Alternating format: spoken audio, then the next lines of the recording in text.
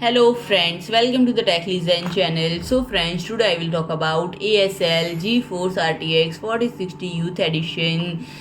So friend, the latest addition to their lineup is the RTX 4068 GB Youth Edition, which feature a striking dual fan cooler in a vibrant blue color scheme, and the translucent fans are adorned with RGB LEDs, giving the card a captivating rainbow effect. Designed with a dual slot configuration, and the card offers standard NVIDIA reference specification with a push clock of up to 2460 MHz, and gamers will have access to the 8 GB of GDDR6 memory and 128-bit bus paired with the AD107 GPU featuring 3072 CUDA cores.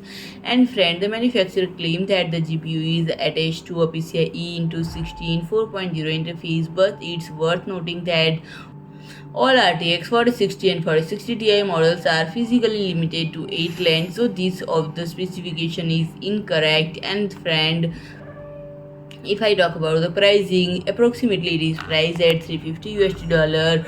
So friend, if you like my video, please do like, share and comment, and don't forget to subscribe my channel and press the bell icon.